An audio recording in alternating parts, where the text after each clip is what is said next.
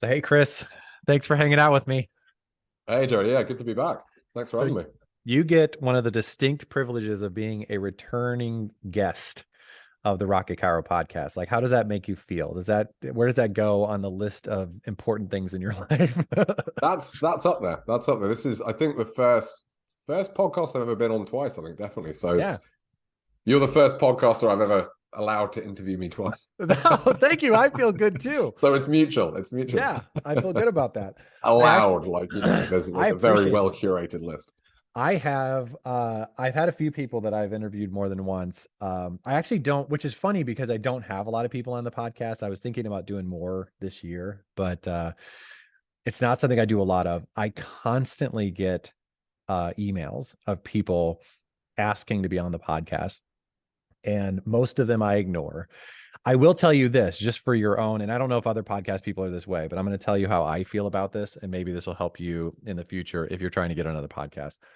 Is when people get a hold of me uh, in representing someone else, I Mm. never respond to it. Yeah, there's a whole industry around that now, isn't it? Yep. Of like you hire Yep. someone to get you spots on Yep. podcasts and speaking gigs and stuff. Yeah. I think that because to me, the upside of having people on your podcast is the relationship.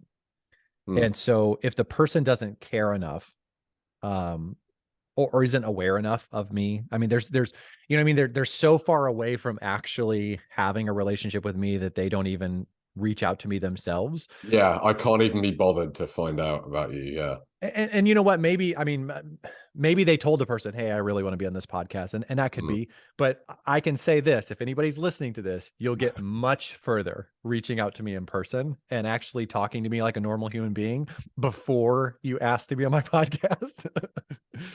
Yeah, I Because think you because and I, my approach is always it's either like I've got to know the person yeah, or like it's either a podcast I listen to or it's somebody I'm already aware of. Like I don't, if a random podcast reached out to me like, hey, do you want to be a guest? I'm like, yeah, mate, well, can I check it out yeah, first? Like, sure. yeah. That would be So the I think it's the appropriate. same thing. It's that relationship. I think that's really important. Well, I know that I don't remember when we first started talking. I think we probably crossed paths in the Forward Thinking Chiropractic Yeah. Alliance It was Rob group. Pape. Yeah, that's Yeah, what it that was it. was. Yeah, That's who's yeah, got us connected. I forgot. yeah. Yeah, because I know that we had interacted quite a bit before the conversation of like, hey, come on the podcast came up. And that's my preference. I mean, most of the people that have Hmm. been on the podcast are not people that I'm talking to for the first time on the podcast. I think it makes for a more interesting conversation, right? I mean, you know, I get it. If you've never met someone before and you may know a little bit about them, but if you're Yeah. two people who have no idea about the other person, I don't know that's going to be quite as engaging to listen to, maybe. I have a potential podcast interview with the Ring Dinger. Now, I don't know if Oh, you know. really? Yeah, yeah. So he actually Well, you reached know out. a bit about him from the videos, I guess, at least. Like, Well, it's he reached out to me, and because I oh, did a podcast probably a couple years ago, and I said I did a podcast saying like, why do chiropractors not like the Ring Dinger? And it was just basically an assessment of his videos and an assessment hmm. of what chiropractors say about him and kind of where that might come from. And he emailed me right after that. And I was hoping, because I don't know him, he emailed me and I was kind of hoping, like, I hope he doesn't take this as an attack, or Yeah. anything else. I just find human beings and I find his story interesting, his chiropractic experience. And so he emailed me and just kind of said, hey, thanks. I appreciate you giving a fair assessment of the situation. And that was kind of the end of it. Hmm. And then he emailed me again. I was like a year or so later and just said, hey, do you mind if I come on the podcast and talk about some of the stuff? And it sort of just kind of fell. That was like last year sometime, and it kind of fell off. And Hmm. at the beginning of this year, I emailed him back and I was like, hey, if you're interested in doing that. And so we've kind of been going back and forth, and he's very, very, he wants to know what's going to happen because I think he's Right. used to being attacked. Yeah, And I can understand. Like, you're in that position, and it's yeah, he's that controversial a guy. He's gonna have his guard up a bit. I could understand that. Yeah. yeah. And we talked on the phone for a while just to kind of ease his mind. And I actually told him, I said, listen, if we record it and you don't like it, I won't publish it. Like, if you feel like it was Hmm. a bad thing, I won't publish it. Our last contact was he emailed me and was basically like, hey, do you have a list of questions? Which I generally don't do. Like, I have a Hmm. whole bunch of things actually written down on my little notebook here for the Ring Dinger. But I don't have specific like Yeah, you don't want to outline. script it too much. Yeah. Yeah, it's more of a guide of like things I Yeah. wanted to talk about, but I'll do it. I'll do it because I think it's going to be a fun, interesting conversation. I would definitely listen to that. I'd be keen to hear, yeah. You Yeah. and he. I forget the guy's name, but I know, yeah. He's just a ring It's dinger, I guess, isn't Gregory. he? Yeah, it's Or Gregory your or Houston Greg. chiropractor, that was his other Yeah. tagline. Yeah. Yeah, and he actually told me when I reached out to him, he's like, "Hey, I just recently sold my practice." So he's like, here's the guy that bought my practice." And I was like, I don't care to talk to that guy. I didn't That'd be, say it. I meet that guy in a bar. I'd have a couple of questions for him, Yeah, but it's not quite the same level. sure. Yeah. Yeah. I have that guy on my podcast. I don't know this guy. Yeah. So I kind of as nicely as possible, I was kind of like, listen, I'm kind of interested in you as a human being and Mm. your chiropractic experience because it's very unique. So even if you're not in practice, I would just like to have a conversation about how this got started and what's your experience, what's the good and bad of being the ring dinger. That's what I find fascinating. So Yeah. hopefully that'll be coming soon. Yeah. No, I keep an ear out for that one. Yeah. Yeah. So tell me this. You're in the UK, right? Yep. Yeah. So you're in the UK. How has practice been since COVID? Like, I mean, what was, because I don't think we talked about that the first time, but I was kind of curious as to what changed with COVID and then like how are things doing now? Kind of where are you at? Because I feel like a lot of people have been kind of giving me updates on how their practice is going.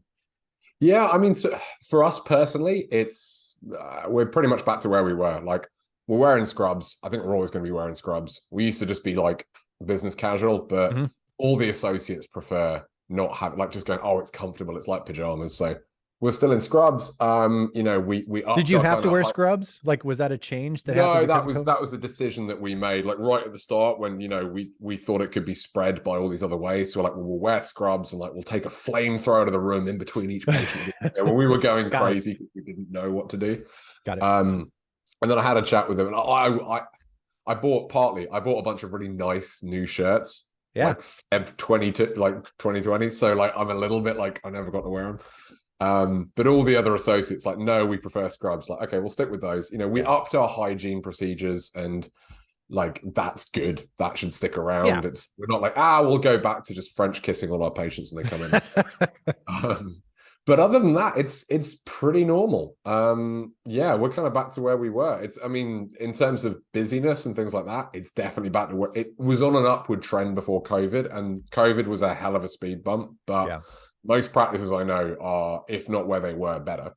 Yeah, that's what I've been hearing a lot lately. I've been hearing this has really been, it seems like as I've talked to people recently, and this is kind of why it was top of mind, I've heard a lot more people say we seem to be kind of back where we were, or we kind of seem to have normalized out a little bit. And Yeah, it's like Feb 2020, if you told me this is where you're going to be in 2023, I'd be like, yeah, that makes sense.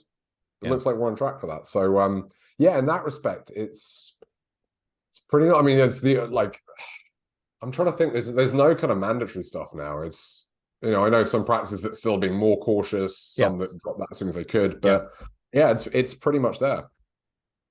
So how long you been in practice? Like, to remind me again. It'll be 12 years this July.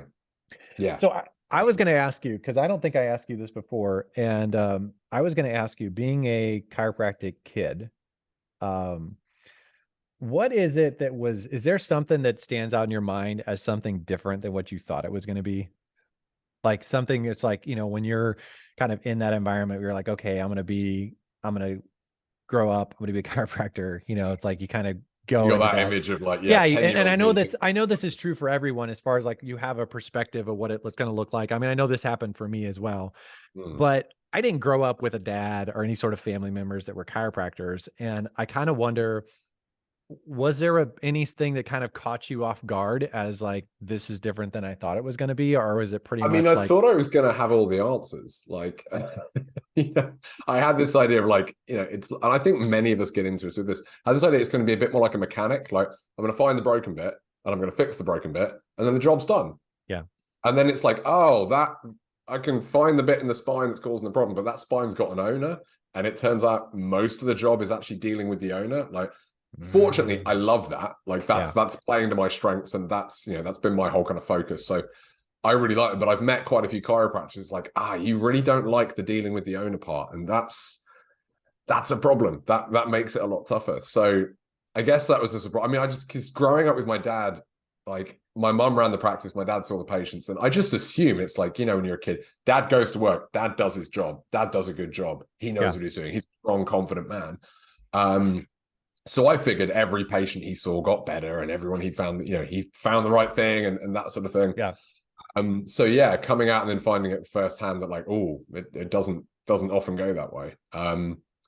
That's probably the biggest one, but I because I grew up in the clinics, like at one point, one of the practices was in our house, in our front room. And like when I was a teenager, I'd work on the front desk in the clinic. And so like I've had a real kind of insight into what it's like being in the practice. So I guess there was like graduating wasn't a shock any more than it is a shock, because you're like, oh crap, it's all on me now. But like I knew, and I came back and worked in the family practice. So in that respect, I think I knew pretty well what I was setting foot into.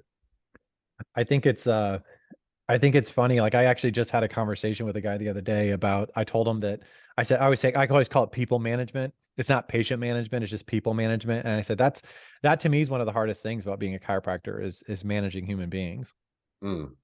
It's definitely, for me, I think it's the most challenging. It's a challenge I've come to love, but yeah, there's a lot of frustration in there. I think, especially when you're learning how to do it, it can be and we put a lot of pressure on ourselves as well. I think if the patient doesn't get better, I think a lot of us assume that there was something we didn't do, and that's the reason why. And so, and that kind of leads to the whole, like, I'm going to fix them. And, that was my childhood idea, is I will fix the problem. I will be the hero. I think a lot of us, we can get caught in that mindset. I've met people, it's been pretty much their whole career. They think it's up to them. And man, that's a lot of pressure. That's not a fun way to practice, I think. Yeah, I think that patient outcomes, like if you're carrying that as like your own, like you're carrying that on your shoulder, I think that's a tough thing to carry. I also think that patient decisions are also something that's a difficult thing to carry with you.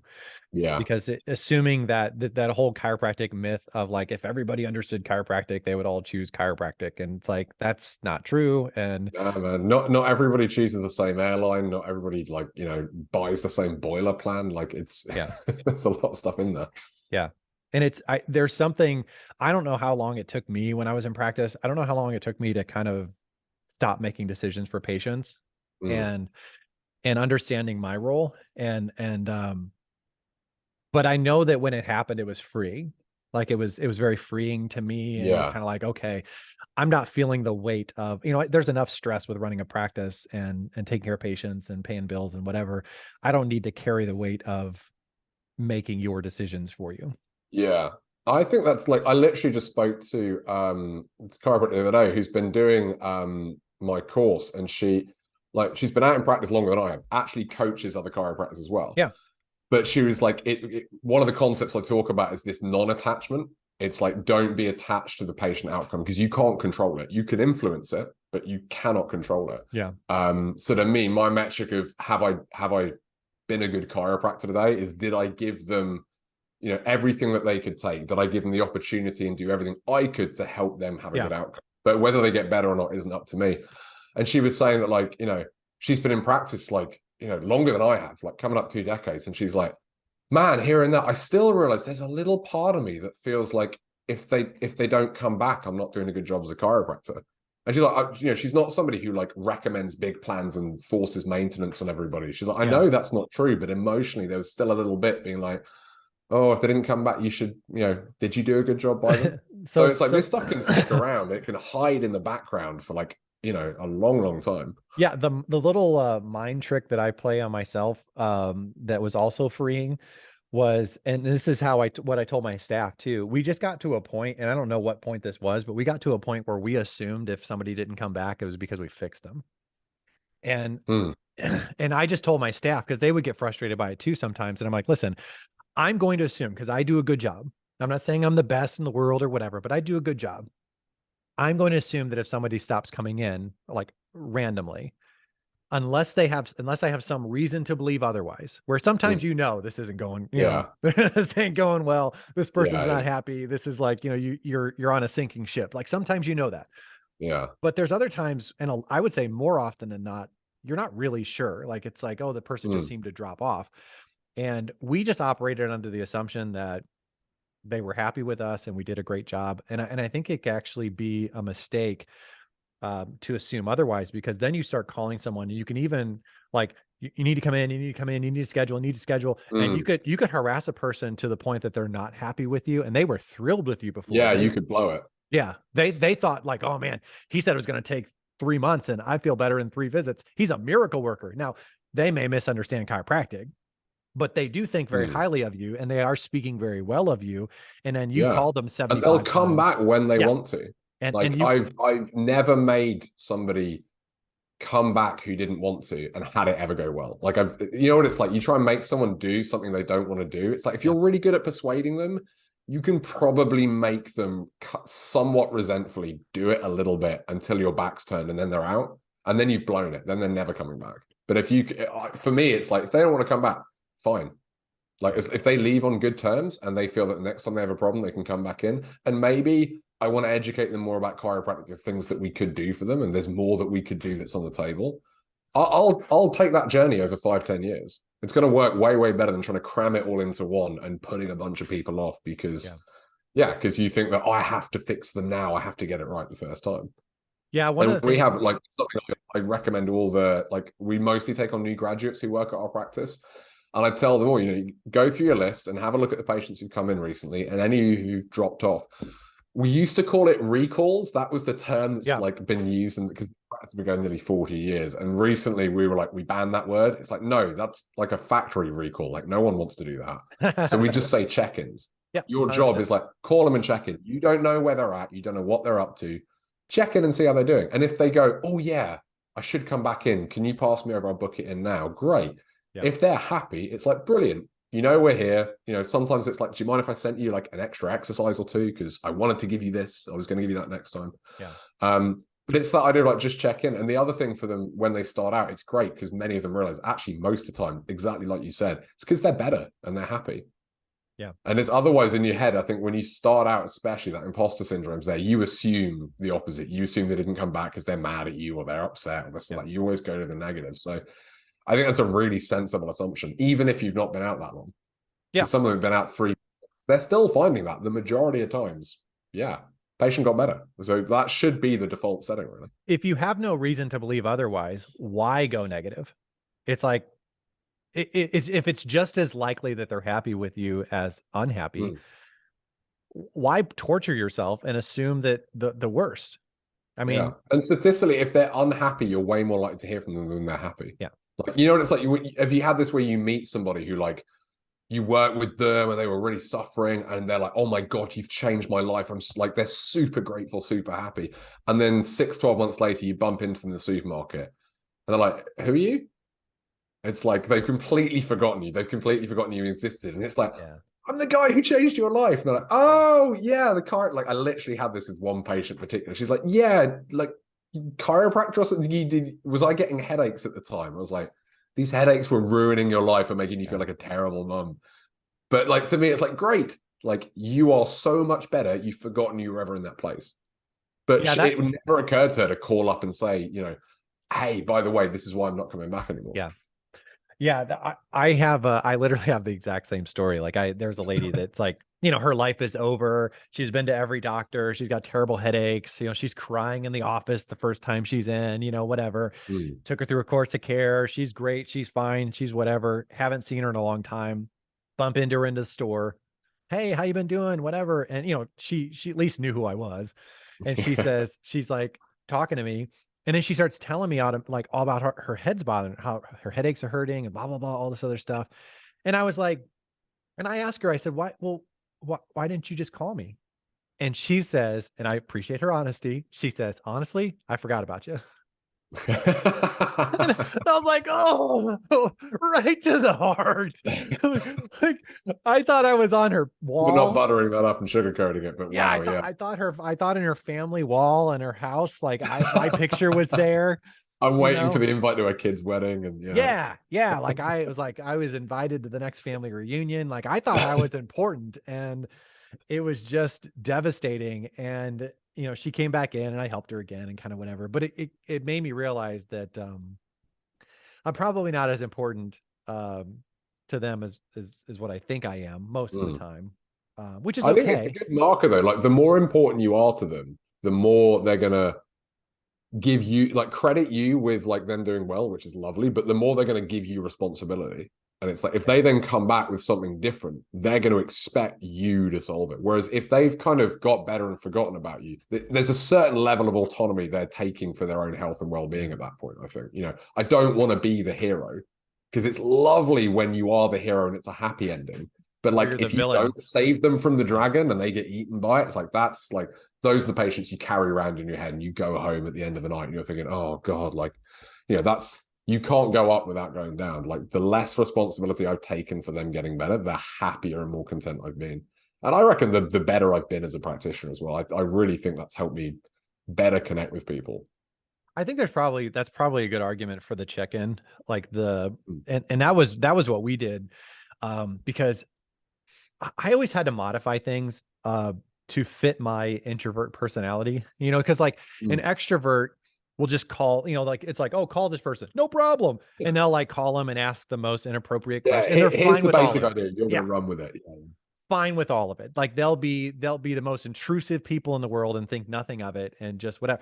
I'm not that way. Like things make me uncomfortable. Like it makes me Yeah. uncomfortable if I feel like I'm bugging somebody or whatever. So I have to figure out a way to kind of change it or modify it so that I'm doing what I'm supposed to be doing, but I'm not Mm. doing the thing I don't want to be doing. And for me, the Yeah. check-in is the easy answer. Like anytime we were calling, I'd always tell them like, your job is not to convince them to come in. Your job is Yeah. to check in with them. And the people who need us, but just haven't taken the time to schedule an appointment, or they just haven't Yeah. really prioritized it yet.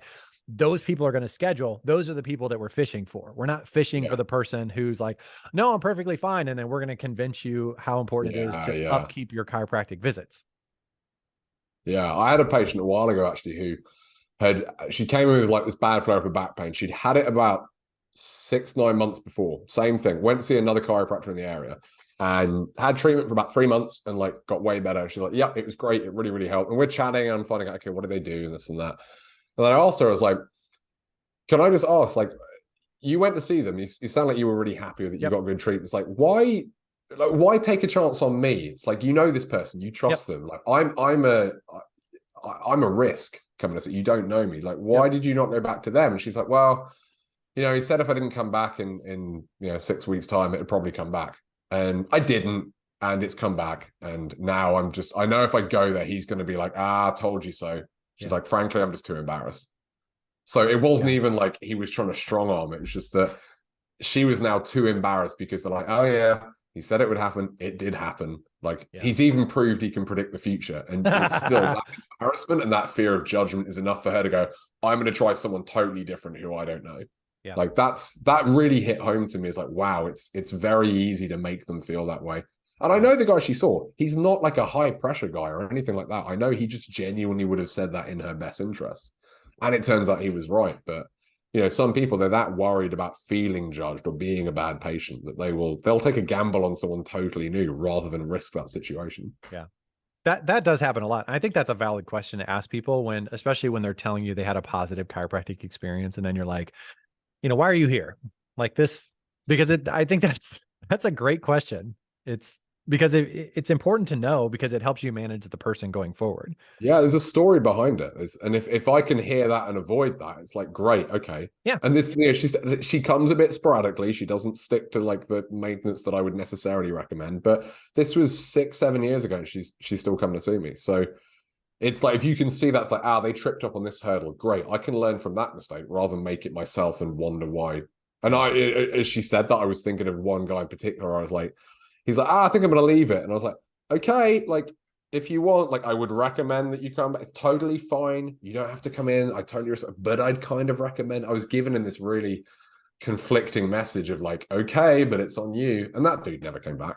And I'm Yeah. like, yeah, you know what? He probably would have if I'd not been not been that guy and not tried to persuade him. Like it doesn't really work. Yeah. So tell me this, the term that you use a lot is being patient centered. Um, How would you define that? And how would you describe kind of a misconception of what that actually means? Like kind of like, here's how you think it is, and then here's what some people think it is that use the word, but they're not using it correctly. Yeah, this has become a bugbear of mine because I called my company patient-centered training, and now everyone is patient-centered apparently. Yeah. Like every single practice is patient-centered. And it's not, I heard a speaker a while ago talk about this. I quite like, he said, no, you've got patient-centered and then you have patient-centered light. And patient-centered light is kind of like the evidence-based thing, like, well, there's the literature, there's your own experience, and then there's the patient's values. Like, let's sprinkle that on. It's this idea of like, you'll come up with a plan and say, but what would you like? Yeah. Or it's like this idea of like, no, but I'm nice to my patients. You know, I take an interest in them. And like, that's good. It's like necessary, but not sufficient. To me, like patient-centered care, it's a fundamentally different shift from the way all of us are pretty much taught any kind of healthcare discipline, which is this idea that you are going to treat the symptom. Like we talked about being the hero. To me, patient-centered care is about making the patient the hero as much as they want to be and as much as they're capable. It's not doing the whole like, well, I can't create any sort of autonomy if I'm giving them passive care. And this whole idea of like, everyone has to have rehab and everyone has to be made independent. Like the patient's not always ready for that. But as much as you can, it's about letting them be the hero and going, I'm just the guide. I'm like, I may be the mentor with the expert knowledge, but I'm entering the story at this point, and there's probably a point where I'll exit it. I may come back in for future story. You know, I think of the hero's journey, Joseph Campbell, a lot. It's like, this can be a trilogy. This can be like a Marvel cinematic, like every year there's a new film. Yeah. That's fine. You can keep coming back in, but the story's not about you. Like doctor-centered care is about being the expert who has the answers, and thank God they came to see you. Yeah. And taking responsibility for their decisions. Like a lot of what we were talking about is really about genuinely being patient-centered, which to me it's meeting them as an equal. It's acknowledging you have special skills and experience and you do know more than they do about a lot of things, but meeting them as an equal, informing them as best you can, giving them the options, and then accompanying them on the journey once they've made whatever decision they want to make. It's like, you know, I think of it like a mountain guide. You don't go, you want to climb a mountain. He doesn't go, well, my favorite route is this one, so I'm going to take you on that. Or, well, I'm looking at you and I'm assessing your fitness and I'm judging that, you know, you may be a little bit overweight. You don't look like you get in the gym that much. I'm going to take you down the really lazy kind of low slope route that doesn't go very far. A decent mountain guide is going to go, okay, where do you want to go? It's that peak, right? I know your goal now. There's 3 routes to get there. There's a nice, slow, winding one that takes time, but it'll get you there relatively easy. There's one that's up a vertical cliff face. And there's one that's kind of, it is a bit, like it's a little bit more challenging, but it's got some great views. Yeah. And like the guide's going to go, those are the options. What do you want to do? They may say, listen, if you haven't got previous climbing experience, we're not going up the vertical cliff face. Like if that's not safe, you don't give them an unsafe. But you find out what they want to do and go, okay, great. You want to take that path? I'll accompany you on that, and I'll make sure that we're on the path and that we get you there. And if somebody else has a different path, great. Let's have some variety. Like that's the kind of metaphor that's in my head a lot of the time with it. I don't know if I've answered your question. No. I appreciate that. What do you? I have like things going around in my head. I think that one of the issues that chiropractors can have initially when they're first getting started is that being patient-centered, as you're describing it, is more difficult. It's a skill that you have to learn and develop, and it's more difficult initially versus being doctor-centric, where you like, this is what we do with our people. Some will, some won't. So what? Next, please. Like this. Oh, that's much easier. Yeah. It's so much easier. That I was kind of thinking, I was thinking in my head, it's like that. I think that being patient-centered is actually freeing long-term, because we talked about like taking those weights off of your shoulder where you're not trying to worry about these things that are not your job to worry about them. But I do think the appeal, and this sort of comes from a conversation I just had yesterday with a guy. So I'm kind of, it's like, this is relating really closely to what we were talking about, is that idea that, you know, they want to have this exact plan of attack or exact way of doing things. and they don't want to worry about all that stuff. And I think that it's easier initially. Yeah, well, it's like my 5-year-old idea of what my dad did. It's like I thought he had all the answers, and he'd Yeah. find the problem, he'd tell them what to do, and he'd do it, and that would be it. Whereas when you've been out in practice long enough to find out it's always a gray area, Mm-hmm. and it's never going to be black and white, and you can get better at navigating the gray, but it's always going to be a gray area. I think that's a tough pill to swallow when all of our society has this idea of healthcare being about fixing problems, and it's a black and white thing. And as much as they're bringing in like communication skills and like variety and diagnostic tests and patient-centered care into the colleges, you're trying to undo what's usually a lifetime of kind of cultural programming of the doctor fixes the problem, the doctor fixes the patient. And then you have patients coming in expecting that a lot of the time. Like sometimes they are like, well, you just like, is it this or is it that? And do the thing. Like, give me the chiropractic and then I'll be better, like the YouTube video shows, So it's, you have to have a certain amount of confidence, not just in your own, not in your own abilities, but in your own boundaries as well, to be able to go, no, I can't do that. I can do this and I'm really good at this, but that's actually something else you need to do. I think of it like referring. I address fewer parts of my patient's health myself now than I ever have before. I'm better at talking about them, but I'm way more likely to refer out. Like, I love nutrition. I'm really interested in nutrition. I'll give them some basic advice, but if they need a little bit more, I'm like, you know what? Like, go see this person. I don't want to look at food plans all day. And frankly, I'm not very good at it. I refer out for rehab way more than I used to because I'm super into it. But I know some excellent people in the area who do that all day, every day. And I think being able to recognize the limits of your own skills, that you probably need to have that with experience. Like, you can fast track that, but I don't think you can graduate knowing that. You have to kind of try and work out, okay, this I'm pretty good at this, but I keep trying this. It's maybe too far out my scope.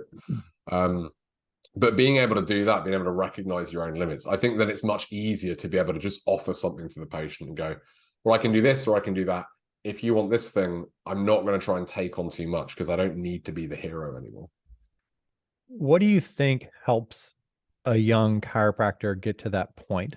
Like, it's getting to a point where you're comfortable with what you know and also comfortable with what you don't know. It's like because I also think that's one of those weights that chiropractors carry around. Like, they think they have to know everything, or they think they're supposed to. It's kind of like when I had kids. One of the things that was shocking to me, like I became aware of it right away when my daughter was born, is that my parents didn't know what they were doing. Like, I thought my parents knew what they were doing. You're supposed to have it together, right? Did you feel like this?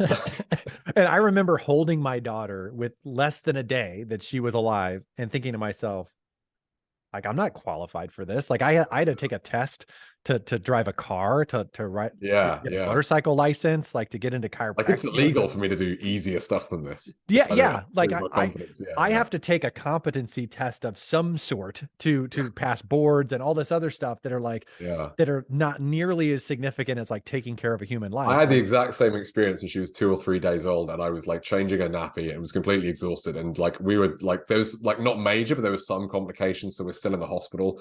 And thank God Cass was asleep. It was either 8 p.m. or 6 a.m. or somewhere in between. I just know it was dark. Like, your sense of time's gone. Yeah. And I was literally like changing her nappy, having this like complete freak out of like, now is a nappy in the morning, I'll grab one of the nurses and we'll talk to them. We'll either find a foster family or we'll talk to an orphanage, or like, we've made a huge mistake and no one should do this. We'll find them some proper parents. And thank God by the time Cass woke up, I got myself together, and I didn't tell her that story for about 2 years. Is a nappy a diaper? Like, is that the UK diaper? Yes. Yeah. Sorry. Okay. Yeah. That's one of those UK No, things, I'm asking because so my kids were all born at home. Like, we had a midwife, did the home thing. Yeah. And the midwife, when my daughter was born, told me, go in the other room and get a onesie. And I didn't know what that was. And I went in the other room and I dug through all the drawers, hoping that something would look like a onesie to me. It has onesie written across it. Yeah, like, and I was digging through and looking at different things, and I finally had to like come out head down, humiliated, just being like, "What's a onesie?" Like, I don't know what a onesie is. It's like, you've done this for so many women. My wife has just pushed a human out of it. I'm the useless guy in the corner being like, I can't find the clothing. I have no idea what a onesie is. So, but kind of back to the thing. It's like, like, so from a chiropractic standpoint, we kind of are starting in the same place Yeah. where I think so many young chiropractors are just not being honest with themselves about what they know and what they don't know. Mm. It keeps them from asking questions. It keeps them from humbling themselves and kind of Yeah. staying in their lane. But it's like, And I mean, it's terrifying because you're looking at all these people who seem to have their life in order.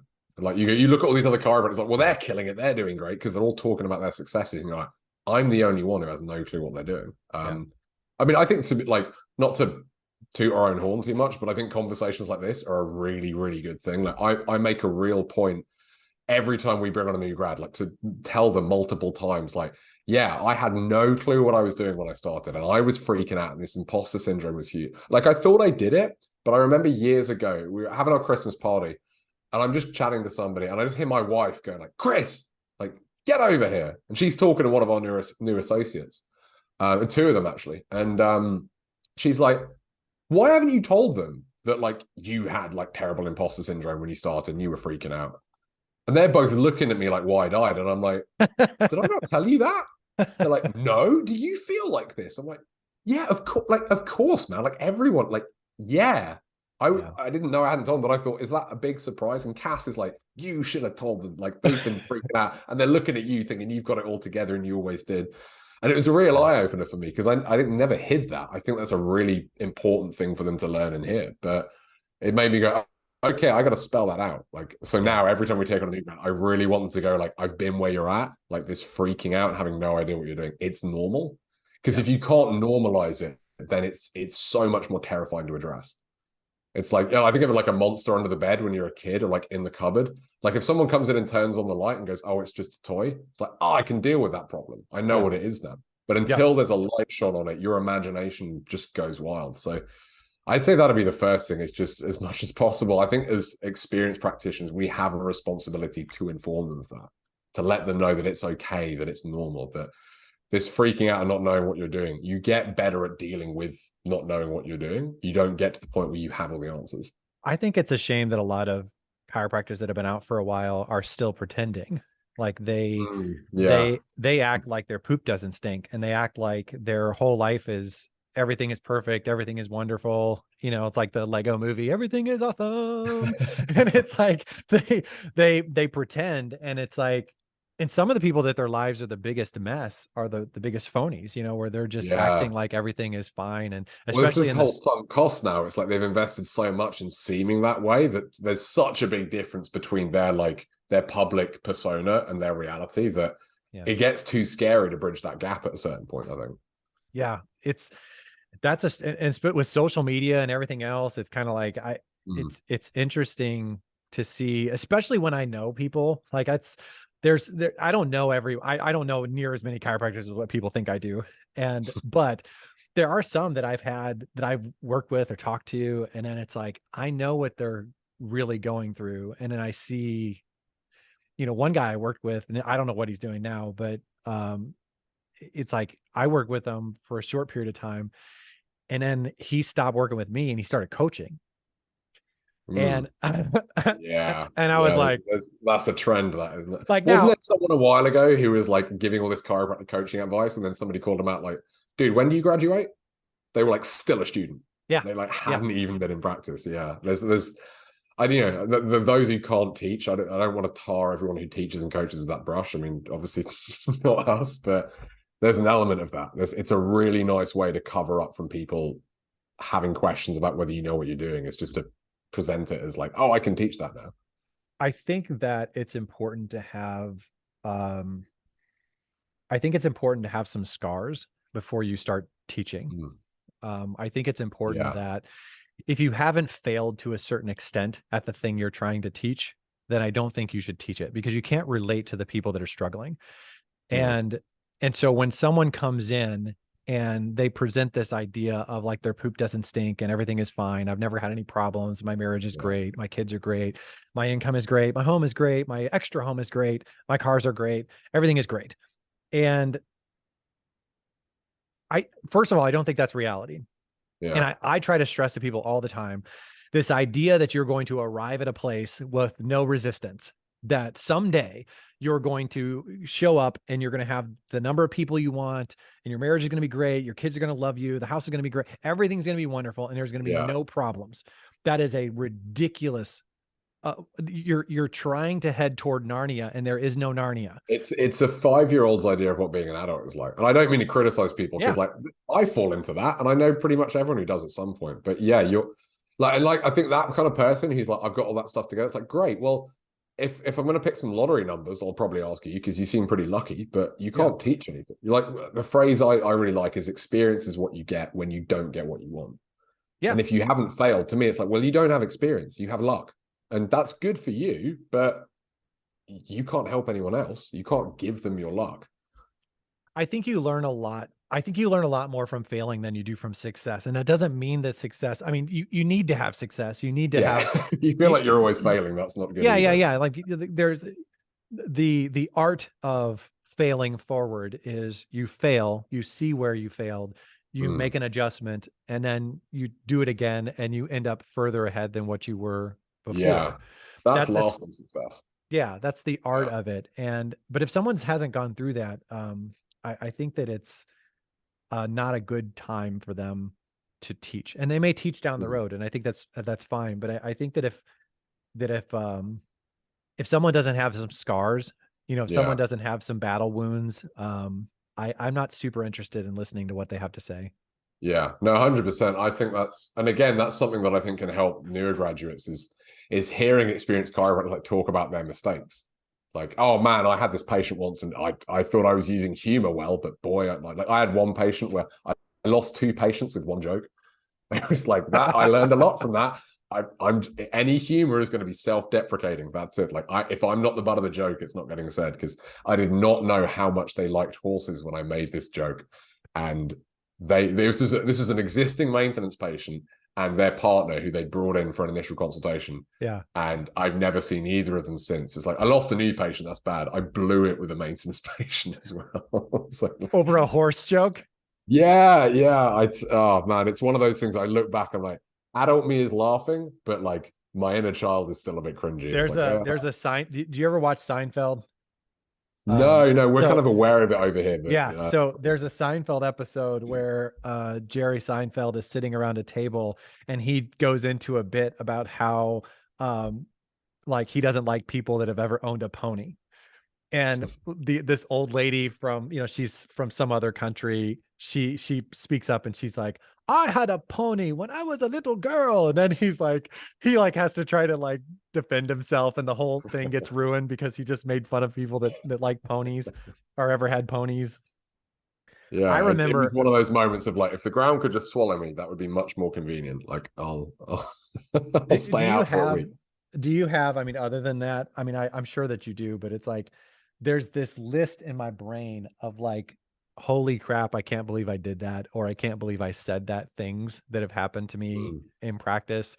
And it kind of fits with the conversation that we're having, because there are things that I think sometimes I'm embarrassed to talk about, but I look back and go, it probably would be helpful for people to know like some of the dumb things that I did. Is there anything that jumps out? Learn from this mistake, and you don't have to go and make it. Like, for me, one of the ones that stands out was my first.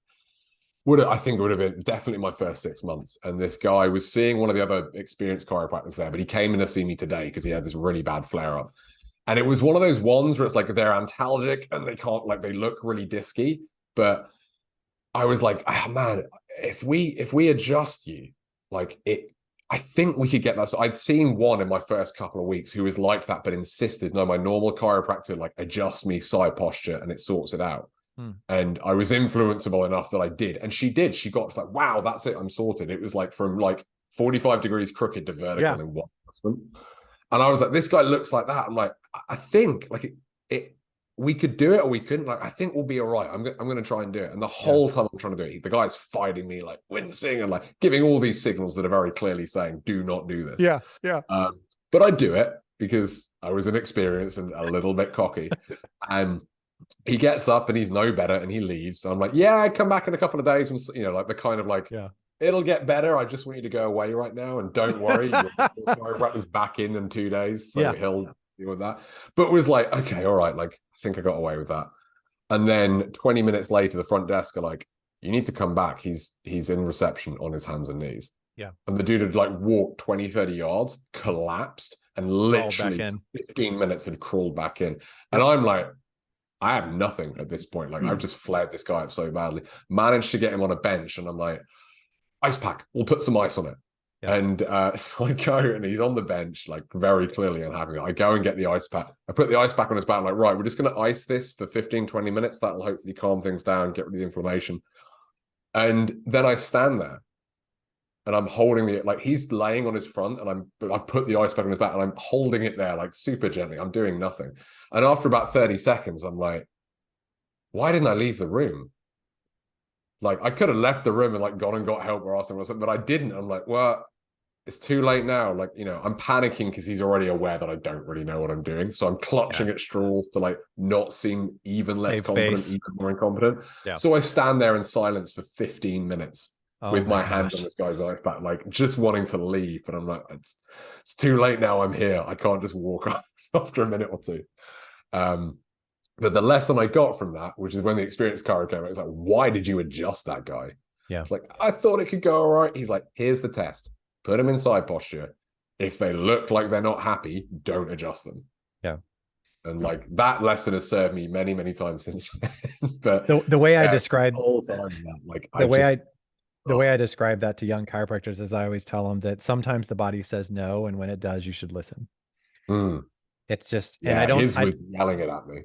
Yeah, it's like you could be adjusting someone's neck, someone's lower back, whatever. It's like you got your hands on the person, and there's a difference between a body that's saying yes and a body that's saying no. And it's important sooner than later that you recognize when the body's saying no and that you listen. Yeah. And sometimes you have to say to a person, this just isn't going to, you know, we can't do this today. Maybe you could do some stretching. Maybe you should do some ice or do some stuff to help them. But then it's like, come back later today or come back tomorrow, and just be honest with them and just be like, right now your body's just saying no. And I need to. And it comes back to the idea of knowing the limits of your own competence as well. It's like, because if you don't know, if you're like, maybe there's something I could do, you'll be influenced. Like I was influenced by this guy because he really wanted me to treat him. And I let myself get a bit carried away with that when I should have gone, you know what? Like, no, your body's clearly saying no. There's not much we can do right now. And go away, ice it, do some stretches, and then we can't get there from here. Yeah. So I have one. I'll tell you one of my embarrassing stories. This isn't a treatment story so much as it's just an absent-minded story, but I have a lot of embarrassing stories, but this one is the one that came to mind when you were talking. I have so I did mostly upper cervical when I was in practice. Yeah. And the technique that I did when we adjusted patients, we would lay them down and rest them for, 15, 20 minutes after the adjustment, after we did anything. And then we would post check them just to make sure.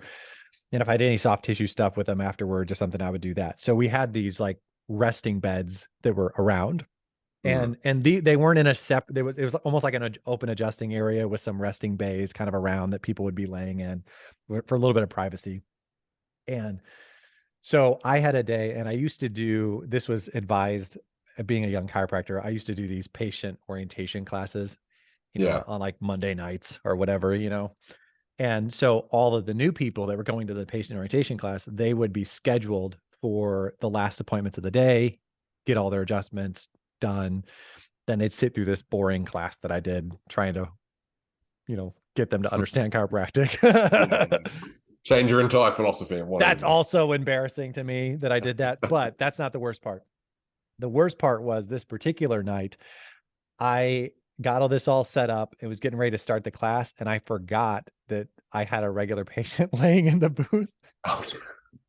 And so in front of all of my new patients, and we're all sitting there like, in the chairs, ready to get this talk started. And I hear this voice go, can I leave? And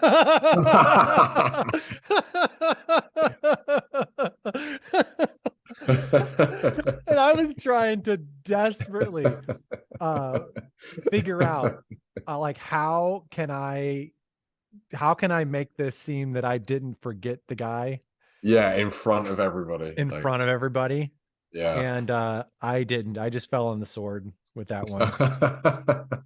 I've heard of that of people like if they've got automated flexion distraction or something, like the patient like locking up the clinic and the patient's there still strapped in like. I didn't go that far, but I was Yeah. definitely on to something else. So let me do this. I know you got to go here in a few minutes. Oh, I got so many things that I was thinking about here. Was there anything specifically that you wanted to talk about? Let me just throw that in your court while you're here. And if not, I'll ask you another question.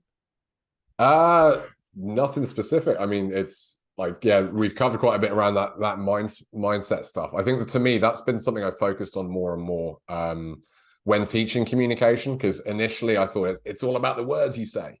And, you know, that's what I thought communication was when I graduated, is learn a report of findings that works really well. And then over time, I realized, well, if you don't listen, you don't know what to say, because everyone needs something a little different to say. So I started teaching more about like listening skills and that kind of thing. But really for me now, it's even more, it's like what happens inside your brain before you even meet the patient. I think that's kind of the most important thing. That's what I've been teaching more and more, is that the way you approach the patient, like patient-centered care, it's a philosophy. It's not a thing you do.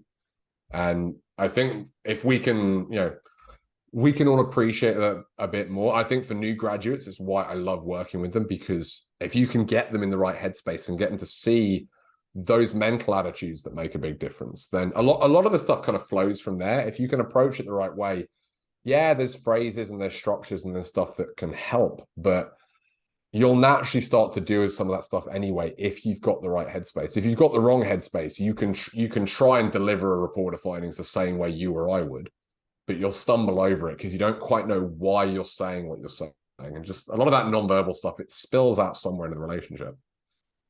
Yeah, I think a lot of what you said makes sense. And one of the things that I think that if you get the mind part of it right, like what is your relationship with your patients, and understanding that you're taking this leadership kind of guide role, but that the patient is going to influence what goes on, and you're kind of helping them on their journey with their goals. And you kind of understand that you give yourself permission to not know everything. Yeah. You give yourself permission to kind of grow and learn and whatnot. Like if you have the mindset right, then I think it's just a matter of test and repeat. And I told this to a guy the other day, where I just said, listen, your last patient doesn't know what you told the patient before. So like, if you're trying to communicate something and you see on their face this, like, you know, they didn't get it, or they Yeah. didn't hear what you said, or like, it just didn't hit, then just make a note. And then, like, and when you say something to somebody, like you have all these patient interactions, all of them are these individual little tests of, Yeah. did they hear what I said? Did it hit home? Did I respond the right way? Did they respond the right way? And you should just take it as that. You're Yeah. constantly testing and tweaking what you're doing.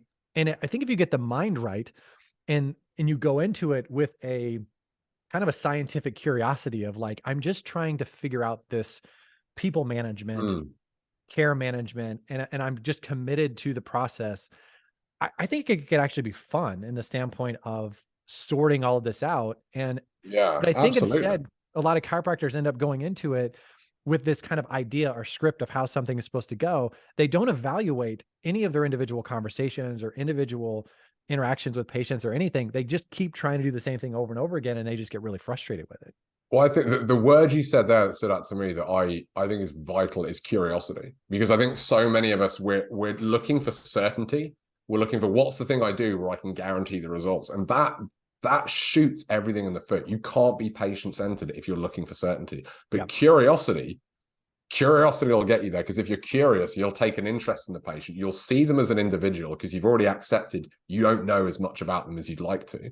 So you're going to engage with them very differently. You're going to be quite prepared to try things out and test them and go, well, we'll try this and then we'll see how it responds, whether that's what you say to them, what you do for treatment. And curiosity has an energy about it. You know, because you can look at it and go, oh man, I've got to, like, you telling me I've got to analyze every interaction. I got to, like, every time I say something, see, like, it could sound really onerous if you think I'm trying to get it right and hit this fixed result. But if you approach it with curiosity, then curiosity has a bit of excitement about it. It's like, Yeah. cool, yeah, let's do it. Let's test. Let's be a bit of a scientist. Let's try a little experiment and see. And it's one of the things I talk about a lot. I just recorded some videos this afternoon on this.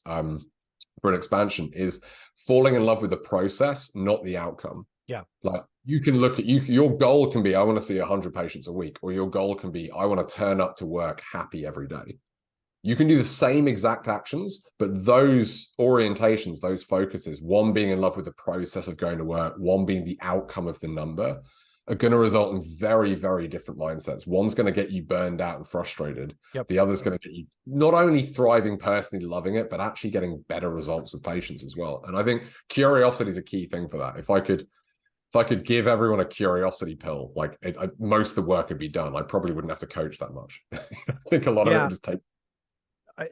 I think what a lot of young chiropractors don't realize is that even when you're doing well, there's ups and downs. And, you know, I heard someone make the comment last week. They said that you can't avoid conflict. You just have to learn how to fight. And that may be more aggressive than the way we want to think about life. But the reality is that when you're starting, you have struggles. When you're in the middle of your career, you have struggles. And when you're at the end of your career, you have struggles, and they just change. And if you're thinking that ultimately the outcome, that perfect ideal kind of Narnia outcome that you're looking for, if that's what you're shooting for, you're just going to constantly be frustrated, as opposed to progress, improvement, you know, humbling yourself along the way, and just keeping the patient in mind along the way, and saying, look, I'm trying to care for them. I'm trying to do the best that I can.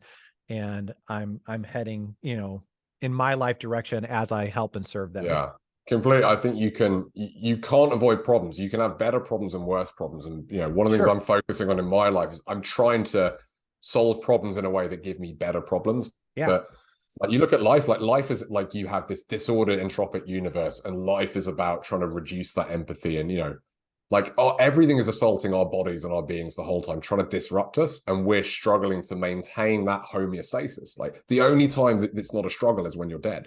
Like you don't get to escape that. The entire, you know, the universe is built that way, but you can struggle in a way that makes it fun. Yeah. You can have problems that are fun to solve, not ones that are a drain. But yeah, I agree. You can't, that mythical Narnia place doesn't exist. That's why it's in stories, not reality. Yeah. Cool, man. Can you tell people real quick, like how to get a hold of you and stuff before we get off of here? Just any final words? I always forget to do that. Like, oh yeah, this is who I am. This is what I do. Yeah. So yeah, different ways to find me. I guess we can put it in the show notes. You can go to my website, which is patientcentered.co.uk. I did a stupid thing and spelt it the UK way, but I think you can use the US domain with that. We can put the links in.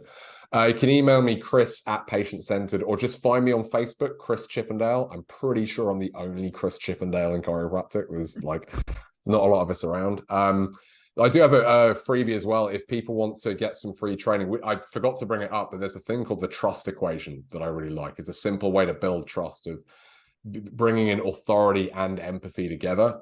So I've got some videos on that people can get for free if they go to patientcentered.co.uk/free trust. But again, we can put the link in there. Yep. But yeah, anytime anyone's got any questions, like shoot me an email, message me on Facebook. Like I'm always happy to chat with people. And you know, if I can give you some advice or signposts, you're more than happy to. I think that's my 30-second here's how to find me bit. That's your elevator pitch. We'll hang up and I'll go, oh, I forgot something. But yeah. Well, if there's anything additional, we'll put it in the show notes. Thanks, Chris. I appreciate you hanging out with me. It's been fun, and maybe we'll have to make it round number 3 at some point. Yeah, definitely. I think there's a lot more we could talk about. So be happy to. Thanks again, man. Joe. I'll talk to you later. Cheers. Take care.